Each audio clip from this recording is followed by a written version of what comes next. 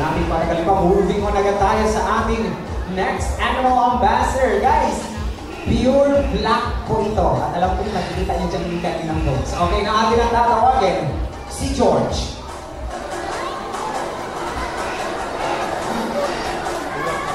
Yeah! There we go. That is George, our black cockatoo, or also known as the Mulaya Cockatoo. They can be found in Australia, New Guinea, and Indonesia. Because unfortunately, almost 100,000 hectares of their own are being destroyed.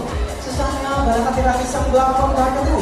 Because they live in tropical rainforest. On this day, George will show us how to help the story zone by showing us how to plant and raise what's happening daw si George ngayon. Habang sa bago gagawin yan. Pwede naman kagabitan ni George and Kuya style. Ayan, we have, parang meron dyan Kuya, ang ating 2 swords. Alright.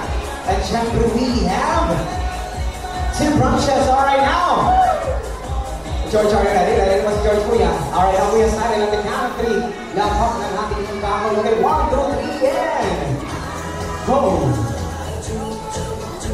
Alright, now boy, punin daw natin yung isang kahoy, boy. And there you go. Saan natin ilalagay sa SDN? There you go, there's your luck. Alright, one more. Slowly, but surely natin kunin. Ayan. O saan natin ilalagay sa SDN?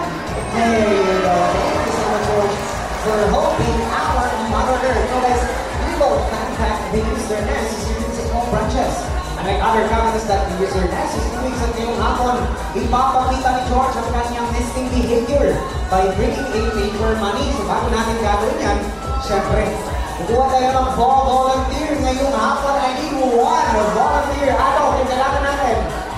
Sino gusto mo Kuya Michael? Ha? Sino? Okay ka Kuya Michael, wait lang. Sino gusto? Wait, okay, si Ma'am na lang daw.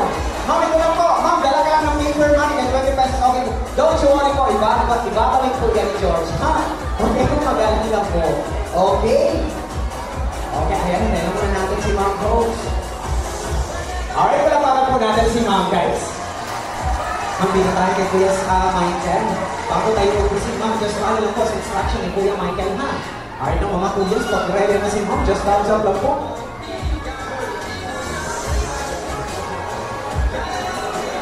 Alright. Okay, now.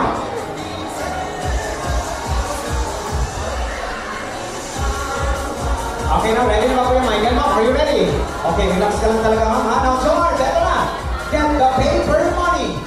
And there you go.